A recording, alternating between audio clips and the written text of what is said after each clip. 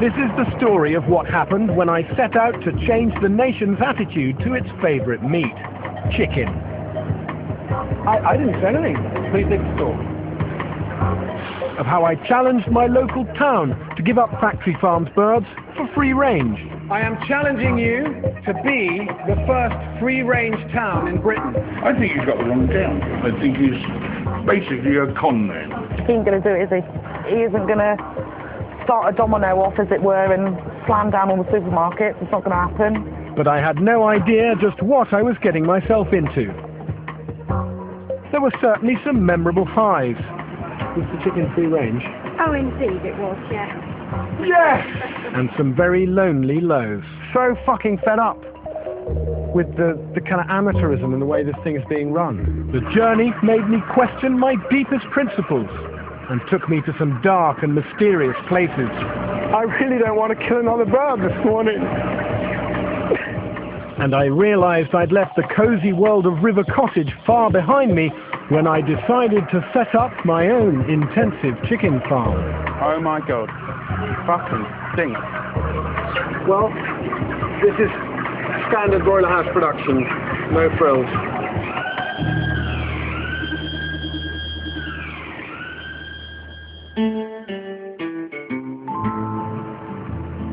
This is Axminster, my local town. It's a historic market town founded on the wool trade. But in one respect, life for the 6,000 people who live here is just like life in any other town or city.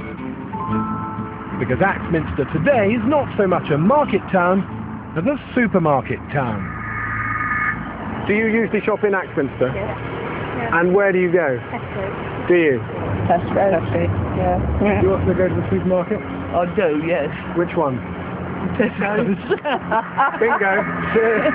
The extraordinary statistic is that we now spend £1 in £8. That's not just food, but the whole of Britain's retail spending, £1 in 8, is spent at Tesco. So it shouldn't be a great surprise if most of Axminster shopping there.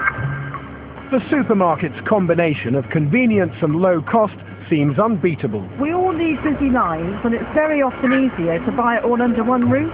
I hate Tesco, to be honest, but it is nearest, so it's probably why, because it's quickest.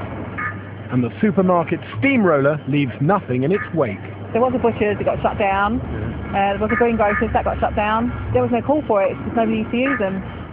It seems to me that the supermarkets are taking over our towns and dictating the way the nation eats. So I decided to fight back, starting right here in Axminster, where Tesco, the biggest supermarket of them all, is also the biggest supermarket in town. It would be an unequal contest, but I thought I could tip the odds in my favour by challenging them on a single product, chicken. Morning. As the first livestock I ever raised at River Cottage, chickens will always have a place in my heart. Like smallholders everywhere, I've raised them for eggs and for meat to feed me and my family, and I've always believed they should be allowed to live a natural outdoor life. But now, chickens are on the front line of animal welfare, the most abused creatures in farming, and all because they've found themselves in the middle of the supermarket price war. 2 for a fiver, eh? Hard to resist. And this is what it's all about. This is their main offering to the consumer. 2 of these birds for £5. I mean, to me, it shouldn't be possible to produce a chicken for £2.50. You get the 2 for a fiver birds. Yes, I give my dog one. You give one to your dog? Yeah, yeah. One for you and one for the dog? Well, she lets me have a slice now and again. Really? Yeah. The supermarkets say they're just giving their customers what they want. But if consumers knew what it took to produce chicken so cheaply, I think they'd refuse to eat it. So I set out to show them, right outside my local Tesco. Hi there. How are you doing? Can I interest you in my chicken game? Imagine this is a section of a metre square of a huge chicken farm where they're rearing standard birds for Tesco or any other supermarket. How many birds would you be happy to see in this indoor space? One. One bird per square metre. Yeah. 5 or 6 maybe? Cheap supermarket chickens are packed in sheds so densely they can barely move. But clearly that was all news to the supermarket's customers. 2, 4, 6, 9 birds in there. You've gone for 13. Unlucky for some. The correct stocking density, 17 birds per square metre. You've got to get another 4 in. Oh my. Really? Yeah. Yeah, that's it. That's it. You've got your 17 in. What do you think? Horrible. Don't like it. It's not nice. Oh dear. Oh. Yeah. And if consumers haven't got a clue how cheap chickens are treated, is it really fair for the supermarkets to blame them for their own questionable practices? Intensively farmed birds never see daylight. They live their whole lives in a shed, sleeping and walking, if they can, in their own waste. At least their pitiful lives are short, from egg to slaughter in just 39 days. The supermarkets could end this misery at a stroke if they decided to shift their production to free range. So I wrote to the bosses of all the supermarket giants to ask them to do just that. Dear Terry Leahy, last year I was approached by your advertising agency to take part in a television advert for Tesco. For various reasons, I felt unable to accept the offer. Nevertheless, I'm very interested in having a dialogue with Tesco, especially with regards to poultry.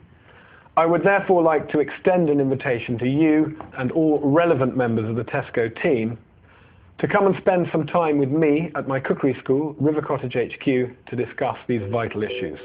I much look forward to hearing from you. But I didn't just write to the supermarket who wanted me to be in their ads.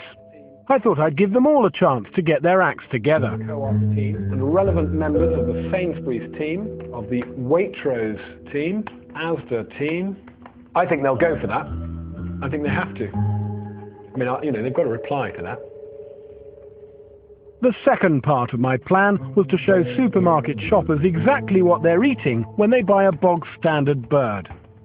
So I wanted to find a poultry farmer who'd give me unfettered access to a full-on intensive farm. But, you know, no one's prepared to come out. But they wouldn't let me any closer than the end of a phone.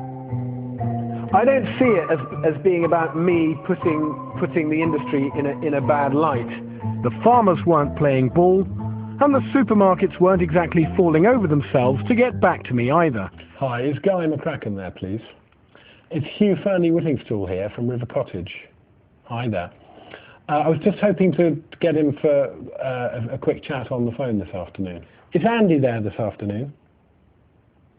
He's away all week, is he? Right. I'd love to talk to him when he gets back. When is that? What, from Monday? Brilliant. I'll give him a call then. Thanks, Lisa. Cheers. Bye. Bollocks. Finally, I found one poultry farmer who agreed to meet and was prepared to speak freely on the record. You can talk to me like this because you're not supplying. I don't supply the supermarkets, and I don't supply the supermarkets as of choice. I chose to get out of that market because of all the practices that supermarkets have. Two-for-one offers. Not only had he agreed to meet me, but he too was disgruntled with the way that supermarkets do business. Contribution towards our profits at the end of the year. We certainly seemed to be talking the same language. The big question was, would my new ally let me bring the public to his farm to see what they were really eating? Could we come to your farm and do that experiment? Well, certainly not. I'm not anywhere near my farm. There is a lack of trust, Hugh. The supermarkets didn't want to talk, and the farmers wouldn't let me in. I was being frozen out. And then I had an extraordinary idea. It was extreme, but it would certainly solve the problem of access. What if I set up my own intensive chicken farm? I would be able to see for myself the reality of intensive farming, and I could show local people just how their cheap chickens are being produced. The idea that I might be about to start my own intensive chicken farm is completely weird, because a couple of weeks ago that would literally be the last thing I would ever do to a chicken, to farm it intensively. The logic seemed a bit warped, but maybe the stakes justified it. In the hope of making a better life for many millions of chickens, I would buy a few thousand birds of my own and subject them to the standard 39-day regime of a factory farm. my factory farm. To show the public how the chickens they love are produced so cheaply, I had decided to set up my own intensive chicken farm in a disused poultry shed just outside my local town of Axminster. But in order to maximise the impact, I also needed to show the alternative. So I decided to set up not one but two farms, an intensive one and a free-range one, beak by jowl. I think we can in here create a meaningful experiment, and we can raise two crops of chickens, free-range at this end, intensive at this end, and we can do it in a way which is very, very close to how the industry does it. The differences would be clear for all to see. Following industry guidelines, I would need almost 2,500 birds in the intensive half and just over 1,500 on the free-range side, where they'd have more space per bird as well as potholes giving them access to the outside world. I'm going to have to make holes here. Mind you, I mean, on the plus side, it's not going to take much to put a hole in that. You know, all these things, if you're a chicken farmer, you know what you're doing, you get all that right. So it's not going to be entirely without compromise, the plan in here. But I'll give it my absolute best shot. And so I made my decision. I placed my order and 4,000 eggs went into an incubator. 3 weeks later, they would arrive at my farm as day-old chicks.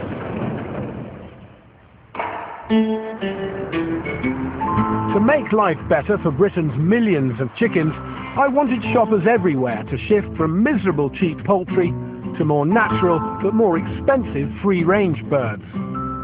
Starting, of course, with the people in my own hometown. Could I persuade all 6,000 of them to embrace a free-range future? To succeed, I would have to target the cash-strapped supermarket shoppers who buy bargain basement birds by the bucket load. And that's how I found myself here, at the tough end of town. This is the Millway estate, and I pass it all the time on my way in and out of Axminster, but I've never actually driven right into it before. There are people here struggling with their weekly food budget, I'm sure, and no doubt there are people here buying 2 chickens for the price of 1 every weekend at Tesco down the road. This is life, this is real life. I wanted this community to reinvent their relationship with the chicken. Hi there. Hi. I'm Hugh. Hello. Like a cup of Call tea? you Hugh, or do we call you Mr. Friendly? I'd much rather you call me Hugh, because...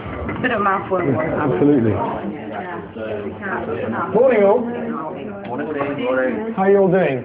Not bad. So, thank you all for coming here this morning. How many of you regularly eat chicken, pretty much once a week or more? Okay, so we've got a few chicken eaters. And how many of you buy your chickens at the supermarket? And how many of you are quite often tempted by those 2 for 1, buy one get one free, can't resist 2 birds for a £5, that sort of thing?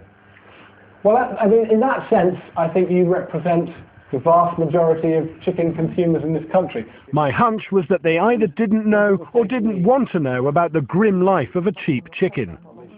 My plan to change that was to get them to look after some real live birds right here on their estate. So the aspect is to get us to eat free range rather than eat the factory chickens. I don't want to force anyone to do anything. The gamble that I'm taking is that some of you here might just be interested enough and look after a bunch of chickens on the Millway allotments. I actually want you guys to be involved with killing, plucking and eating them yourselves. And following through that whole experience, I would then like to ask you what you feel like doing after that. All we had to do now was clear a neglected corner of the local allotments to make space for the Millway Estate chicken run. All right, guys, you ready to go? Let's head on down.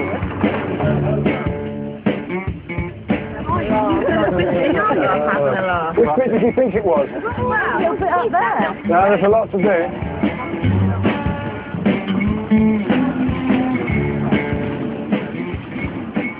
the residents seem prepared to give my plan a go, and I hope that it might feed the community in a number of ways. It's nice, isn't it? I think the estate could do with something like this, because there's nothing else. People have seen today, see them occasionally, but now you might say hello. You get neighbours around here, don't even talk to each other. Look at us all in here together. Great. Hugh, do you think if you were just Hugh, who owned a corner shop, and you wanted to do all this, do you think you'd get the response you've got today? I don't know, Hayley. I don't know. You have to tell me whether you're genuinely excited about doing this for its own sake. I am genuinely excited about doing this. Good. For the fact that I haven't got a garden to plant my own vegetables. No. That's why I'm doing this. It was one thing to get everyone out and working together on a sunny summer Sunday, but quite another to try and break the shopping habits of a lifetime. I go into Tesco's probably every day. Yeah. And that way you know what you're buying is fresh. Yeah. Well, basically, like I say, I buy what's on special Yeah. offer. If I could afford to buy organic, I would love to. Yeah, so would I. But I can't do it. Single parent family, just can't do it. I'd like him to shop on my budget. And I bet you what, he'd be putting his hand in his wallet to get more money out. So we have one final push on the veg end. Who's good for a bit of forking? I'm not going to answer that. Let's start over here.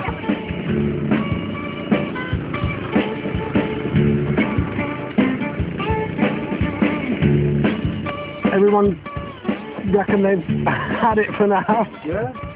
Good day. Good day. Beginning of something. I don't quite know what, really, but it's definitely the beginning of something. And a great bunch of people. And they've done a pretty amazing job, actually.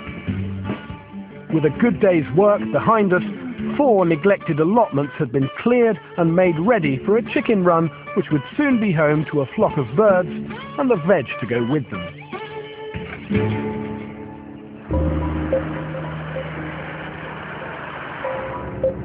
To change the attitude of a whole town, I needed to get into the workplace.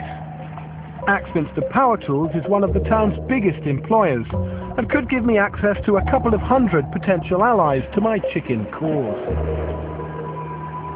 So I dropped in to meet Rosie and Val, who run the canteen, and find out what was cooking. So is this going in these sandwiches today? Not much, it turned out. This is your weekly menu, Val. Tuesday looks good. Cottage pie. Do you make the cottage pie or does that? No. And Thursday, cheese omelette and salad. Yeah. So you made the omelettes? No. You didn't make the omelettes? Well, they're frozen. a frozen omelette. No, You know, really that's a new one on me. I didn't know frozen omelettes existed. Look, last one in the bag for you. There you are. Goodness me. So you don't want that for your breakfast? Do you know what? It's a little bit chilly. Well, I can soon put it in the microwave and give it a quick blast. I microwave frozen omelette. I think I'll pass on that. Cooking fresh food from scratch just wasn't part of this canteen's culture. And come lunchtime, the workers were not exactly flooding in. I was up for a challenge, but this was depressing. This works canteen had itself become a slave to the bland mediocrity of the supermarkets, which is where half their food was coming from. So why haven't you been putting freshly cooked chicken on the menu? It's just something that you've got to make sure is cooked properly, isn't it? And we don't want to sort of make anybody ill. Sure, no, well, that's important, but but that's okay. You can do that. It's all right when you're at home. It's different when you're at home. But when you don't mind poisoning a family? No, I don't mind poisoning my family. No. But this was an opportunity to gain more grassroots support. If I could convert Rosie and Val to the joys of real cooking, we could surely show the workers that free range is not just good news for birds, it tastes better too. Before I left, I did a quick bit of market research on the shop floor. You hungry yet? Do you eat at the canteen ever? No. Never? Actually, never had any food from the canteen. Not what they've cooked anyway. The only time I use it is when my wife takes the car and I've got to stay at work, so that's when I tend to use the canteen. I guess this is the kind of crunch really, because this is the biggest employer in Axminster, well, second biggest. These are the people I need to convert. So more than ever, perhaps, the enormity of trying to change a town's attitude to chicken is starting to strike home. Ventilation and temperature. What a nightmare. My experimental farm was going to be a scaled-down version of the system supplying both intensive and free-range chicken to the supermarkets. And for that experiment to be valid, I had to recreate the conditions in those systems as closely as possible. It is important for bird welfare to provide them with a period of darkness not less than 30 minutes in each 24-hour cycle. That means that you can have the lights on for 23 and a half hours a day to keep them feeding, to put on extra weight, to gain weight as quickly as possible. Longer periods of darkness can reduce mortality and improve leg health, i.e. they actually have a rest and give their legs a chance to recover. It's disturbing. I'd never looked after more than 20 chickens at a time before. I needed expert help, and I needed it fast. Hello, it's Hugh Whittingstall calling. It's Hugh Whittingstall here. I'm just trying to find somebody who will come and have a look at what I'm doing and give me a few pointers. Please call me back as soon as you can. Thank you. Bye. So you won't come? The word is out that I'm trying to do this experiment, and I think the word is going around that it's going to damage the industry or that it's going to be making them look bad. And you see, I need an insider to help me, and yet I'm doing something which isn't going to make them look good. So you can see the problem.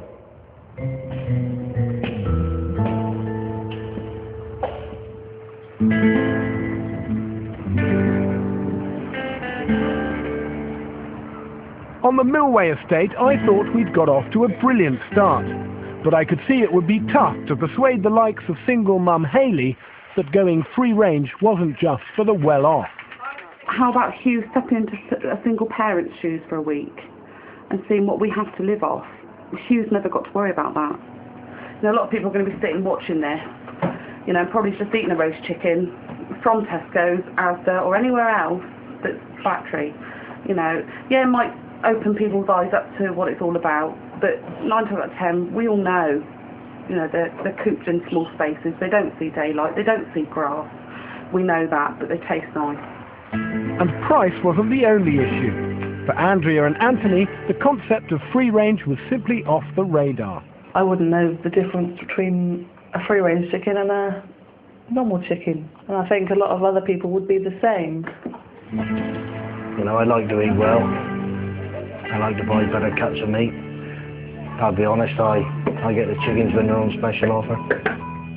And Merv just had it in his head that chickens were supposed to go cheap. Look at that, magic. I look at expensive chickens and think, blimey, they're overpriced.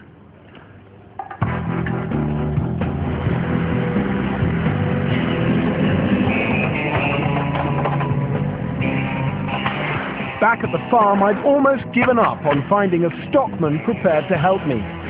So with the clock ticking until the chicks arrived, I'd started work using guidelines published by the industry and government. Hang on, And then, with just 10 days to go, it looked like help might finally be coming, all the way from Northern Ireland. We're going to Axminster Station to meet John Kirkpatrick. John is my kind of last and only hope of finding a stockman who can really help me out with my own chicken rearing experiment. From a poultry rearing family, John had raised both intensive and free-range flocks. He shared my view that change was needed and was prepared to stick his neck out to help me. Come on in, John. Traditional house. The plan is pretty straightforward. Divide it straight down the middle. Free range, Yes. intensive. Yes. Well, one thing I want you to take some advice. So that visitors could see clearly the differences between these two systems, I wanted to divide the shed with a perspex wall, but John wasn't having it. The perspex screens I'm not happy with because we're going to have light coming in. But the idea is that there's a curtain Yeah, well, to exclude the light. still not overly happy with that. You're going to have light coming in here. You have the potential at this end here, if there's too much light, that you're going to have cannibalism. because these birds have nothing to amuse them because they're highly stocked. And from your point of view, cannibalism, from your point of view, is the last thing that you want. Apparently, light spilling over from the free-range side could increase stress levels among the intensively stocked birds, and the worst-case scenario was that they'd start eating each other. John's compromise was a small window which would remain covered most of the time, but he had other issues too. I expected a house maybe 5-10 years old in relatively good condition. Everything functioning, everything that basically should be as it should be in a broader house. From my point of view, it can't probably get much worse than this. Hugh's tearing his hair out here. He's thinking we're going to spend a fortune before we even start. No, listen. He only has it for a crop. It's not the money, it's the time. We've got time to do all these things. The time is an issue. The clock was ticking because the 4,000 chicks I'd ordered were already incubating. They'd be arriving in less than 2 weeks. There was no turning back. I'd challenged residents of the Millway estate to look after their own chickens in order to show that even the most cash-strapped consumers could learn to see beyond the special offer label. The project was already bringing the community together and revealing a natural pecking order. Right, guys. Tonight is all about sorting out the chicken project. As you're aware, lads started last night. As you've seen, the poles are in, the door's in, and they want to get on and do the wiring tonight. We all know they're coming on Thursday at 4 o'clock. We need to sort out water feeders, food feeders. We've got the food down there. We need to sort out the straw. So, are there any questions from you guys that we need to ask Hugh? Need a dry store for the straw. A dry storage. For the straw. For 2 bales. Excellent. But obviously we need to find out who's going to cover the costs of all this. Again, if Hugh wants this set up, we are doing the groundwork. He's footing the bill. A few miles away, I'd finally got work underway, converting a derelict poultry shed into a fully functioning factory farm, so that the people of Axminster could come and see for themselves how cheap chickens are being produced. With the costs of bringing the shed up to industry standards spiralling out of control, I'd been tempted by a second-hand drinker system for my birds, and it was starting to look like a seriously bad decision. At the end of the day, we're told that they were washed. It's clear to see that they weren't washed, or they weren't washed well enough. They look like so they washed at all. They look filthy. They are black. I mean, the fact that it's been in use with chickens until quite recently worries me slightly. I mean, they're just chickens. I mean, there shouldn't be anything fatal. Well, would you drink from that? Would you? No, but I mean, God, no, I wouldn't. What we'll do, we'll power wash the whole thing completely and then disinfect it. Okay. It seems odd to say this even before we've really started, but I can already see that there's something of an art to intensive chicken farming. To add to the mounting pressure, it seemed like the whole of the poultry industry had now heard about my plan. Things started out here in London, it was a nightmare. And I had a phone call 2 nights ago, and it was from a colleague of mine in a company, a fairly reputable poultry company that I know. And he turned and he said to me, John, he says, you're treading a tightrope. Basically, if you portray either industry in a bad light, should it be free range or standard, you will never have a job in this industry. Trapped in the surreal nightmare of my experimental poultry shed, I'd seriously neglected my Millway chicken challenges. Luckily, the new mother hen had taken charge. You alright with that? No problem. Yeah? Okay, great done. My 2 chicken projects were starting to take over my life, leaving me with no space for other little details like the day job. Hello? Hello. Hi, it's Hayley. Hello, Hayley. Hello. We had a meeting last night and it was agreed that we should have a 4-foot by 4-foot shed to store the straw. Right. Is that something you guys are proposing to invest in, or are you telling me you'd like me to get one for you? I'm telling you we'd like you to get one for us. Is that right? Yeah. Well, let me say this, Hayley. There's going to come a point where we say over to you guys, and you're going to have to decide amongst yourselves. Which we are all prepared to do. But this is your project, and we feel you need to be putting in what we need for now. So we will see you at 6 o'clock tomorrow night. I'll see you tomorrow with some birds, possibly a shed. Excellent. Thank you, Hugh. Thanks, Hugh. Bye. Bye-bye. They want a shed. I'm trying to build my own chicken shed for about 4,000 birds, and the costs of that are going through the roof. So you could say that a shed for Hayley and the Millway chicken fanciers is a drop in the ocean, or you could say it's the last straw.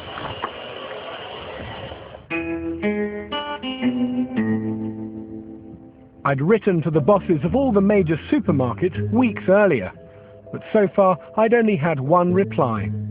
Still, every little helps. Tesco. They're right on it. Check this. Dear Hugh, Sir Terry has asked me to thank you for your kind invitation. Unfortunately, due to a very busy schedule, Terry will not be available to meet with you.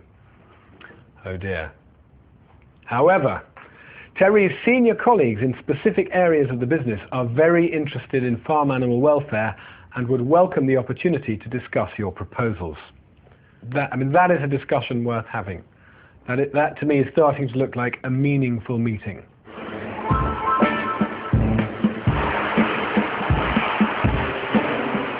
With 4,000 chicks arriving the very next day, we were down to our last hours of preparation at the shed. And we had a massive problem.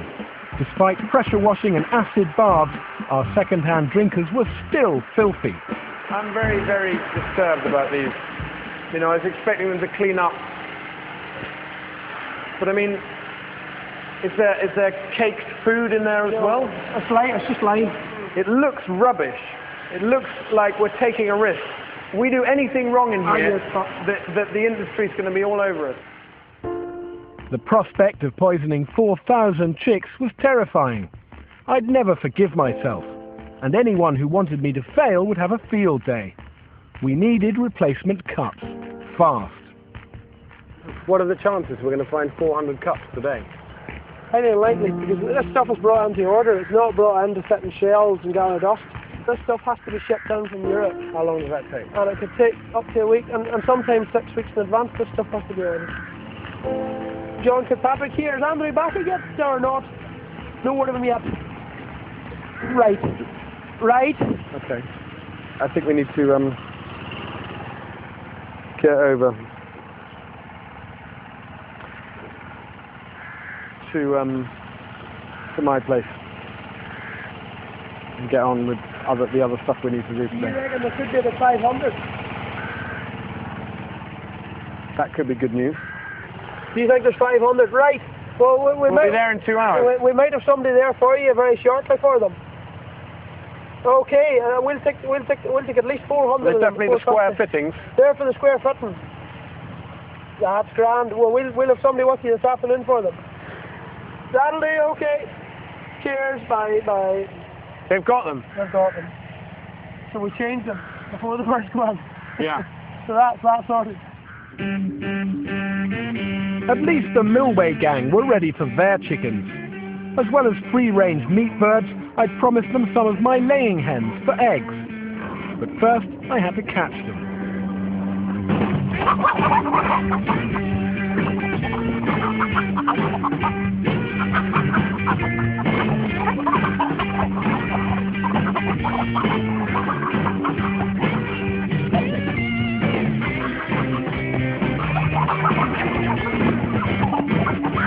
Got one. Got it.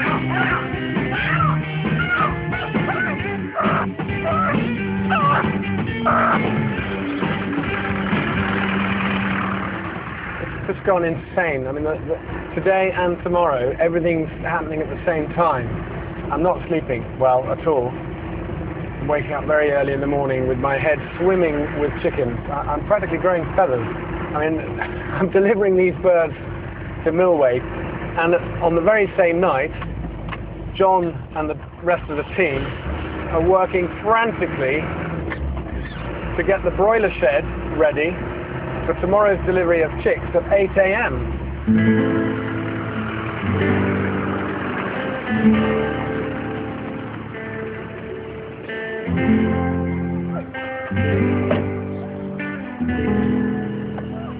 wow.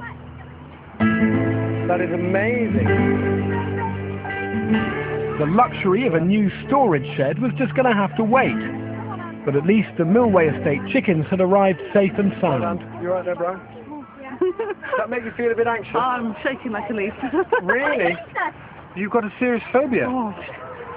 Goodness me, well that's a whole extra dimension to this, isn't it? We've got to overcome your chicken phobia. What is it, the feathers? The beaks? I The don't know, claws?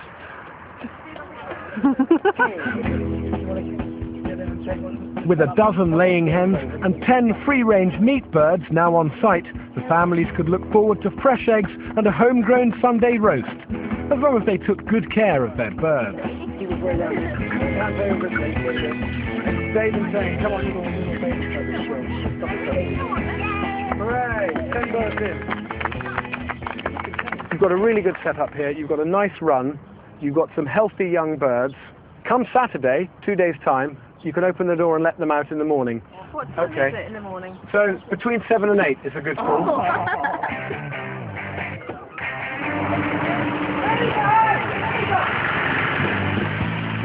We've got the Millway birds nicely settled in, but with less than 12 hours to go until 4,000 chicks arrived at my experimental farm, we still had a pile of work to do. Alright. Well, the cups to change yet tonight. Shavings to get down, paper to get down, drinkers to get in, feeders and drinkers to be lowered. We're looking at a shitload of work. And a wee bit of that side. When I'd ordered my birds 4 weeks before, I'd set a train of events in motion, and now my chickens were literally coming home to roost. I'd had to fight against my own instincts every step of the way, but for better or worse, I was about to become responsible for the lives and deaths of nearly 4,000 birds, and all in order to prove a point. I just hoped it was going to be worth it. Yeah, gentlemen, thank you very much. Cheers. Thanks. Right now it feels like a pretty nice place to bring in some little chicks. Oh, it is without doubt. It's, you'll see tomorrow, they'll be running around that floor, happy as Larry.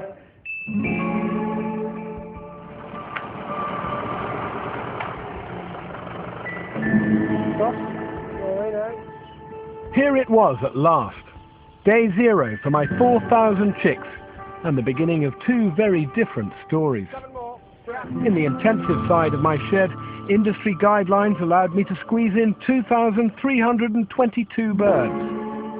There was plenty of room for them as just hatched chicks, but it wouldn't be long before this was a densely packed house. But what you'll find with these chicks here is that they'll grow very, very quickly. They'll put down a lot of flesh very quickly.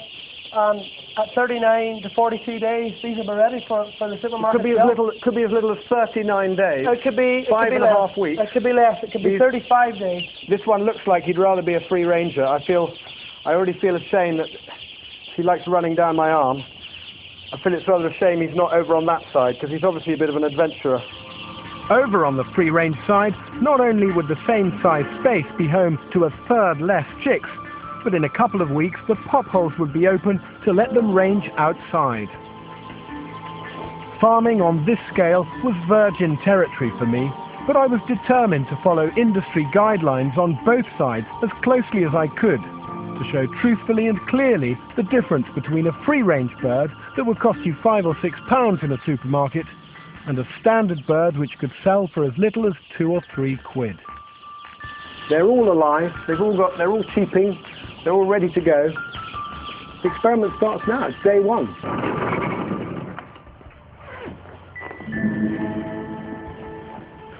My 4,000 birds had been on site for 48 hours. It was time for me to face up to the realities of commercial poultry farming. Do you know what, John? Do you know what the first thing that strikes me? They're huge. I mean, You haven't seen them since when? 2 days. 2 days? Only 2 days, but they've doubled in size. You have easily. So obviously, obviously if we find a dead bird, it's coming out. Yeah. But if we find a bird that's walking in a slightly odd way, or it's got a bit of a limp, or it's got a leg problem, that's potentially a bird to kill now, to cut out? That's a bird to humanely cull today, yes. Right. It's culled this morning. There's no kind of second chance? There's no second chance as far as we're concerned. In my world, sick animals are seen by the vet. But at my new farm, a bird with a problem in either of these houses was deemed uneconomical and simply not worth saving. Has this bird got a problem, John? This bird, no, look at it, basically he's not moving around. It's a very small bird. So what we'll check first is where it's eating and drinking. We're looking for any abnormalities that we can see here. There's a wee bit of swelling there just in that joint. So this bird has a leg problem. There's no way around that. There's no way around that. It's definite. The bird's not feeding, it's not drinking, so we're compromising welfare.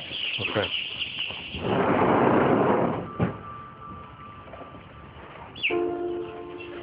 Basically, you just drop the bird on there and break the neck. And you hear the neck break. And if you feel that, you just feel there where my finger is there. It's gone. That bird's dead. Straight through the... That bird's dead. You'll have involuntary flapping, and that's it. And the bird's dead. That's it. These culls are a daily reality of commercial chicken production, and over the first few days, injured or undersized birds from both sides of the shed were humanely culled. I was a poultry farmer now, and I was just going to have to get used to it. Farming on this intensive scale is completely new to me. You know, I've got a biosecurity suit on and you know, and a dead chick in my hand and rubber gloves, and you know, that's not small holding, that's not farming as I've done it. It's a whole different thing. It's food production for the masses, and this is part of it.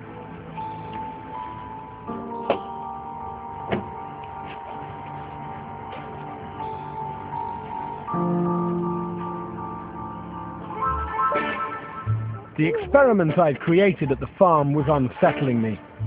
But the Millway chicken run was already providing something of a sanctuary. They're coming on well, aren't they? Yeah, I think they're happy, don't you? I think they're definitely happy. So, let's have a look at these meat birds. Let's have a look at your Sunday roast. Ooh. I was hoping that the experience of raising their own chickens would inspire these supermarket shoppers to see their birds as animals and not just as cheap meat. But I didn't want them to go to the other extreme and turn their chickens into pets. Ooh. What do you mean there he is? My little friend. Well, you've made friends with one of them in particular, have you? Yes, I have. Which one's that? The one with black. The black fleck? Yeah. Have you got a name for him? No. May I suggest that you keep it that way? Yeah, I'm not going to. You can't get attached, can you?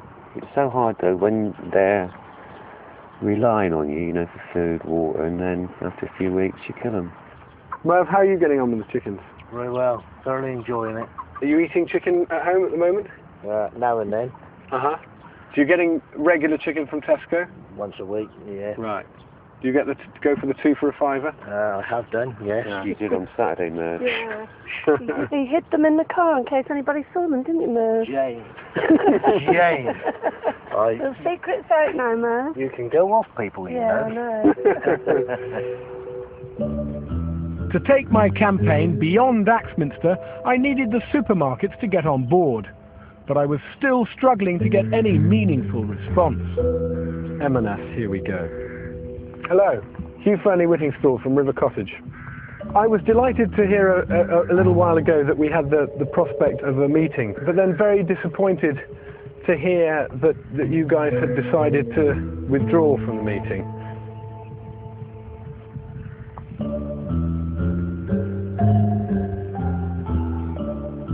Yeah. So what you're saying is you now don't want to meet at all? The reluctance of the supermarkets to go on the record with a filmed interview about their poultry policies just made me feel even more determined to step up my campaign. In the hope of making more progress on the Axminster front, I decided to pay another visit to the Power Tools canteen. It was time to get back to cookery basics. On today's menu, free-range chicken. Look what we've got for you, Val. Rosie and Val, who ran the canteen, had confessed that they had issues with cooking chicken, or indeed cooking anything. So Val, what's your biggest worry about today's roast chicken? It won't be cooked properly. But it will be cooked properly. That's all right then. Are you leaving their elbows tucked in, or? Yes, I've opened them up a little bit there, but I still usually leave the... You leave them tucked in, right? You open them out, do you? Actually, I usually cut them off and put them with the giblets with their gravy. I liked Rosie's suggestion of cutting off the wingtips to add flavour to the stock. I could see that deep down she was a real cook. The chicken was prepared simply by rubbing the skin with fresh thyme from my garden and a good knob of butter. It smells lovely, isn't it? It smells really good. The gravy was based on a simple stock made from the giblets, wingtips and a few stock veg and herbs. A little bit more extra shape. Give it a good stir. Brilliant. Local new potatoes tossed with butter and parsley and simply steamed carrots and cauliflower completed our offering for this good old-fashioned roast dinner. All the better, I hoped, for being free range. I think the texture's just different. It doesn't feel so pumped up with water. It's beautiful. It's really got a nice flavour to it. It's really tasty. At £7 each, these free rangers were a far cry from 2 for a fiver chickens. But lunch was such a hit with the workforce that Rosie and Val had a record turnout and made a record profit, with just enough left over for the hard-working chefs. Little taster portions of Axminster Power Tools roast free-range chicken with all the trimmings. It's got a lovely flavour to it. It has. It's delicious. It's chickeny, isn't it? Yes, it is. It's really kind of extra chickeny. Delicious. Have you had a free-range chicken before? No. Never? No. Really? And what do you think? It's really nice. From little acorns, mighty oaks do grow. Was this the first step towards my goal of getting all of Axminster to go free range? 42 fed, only 5,958 to go.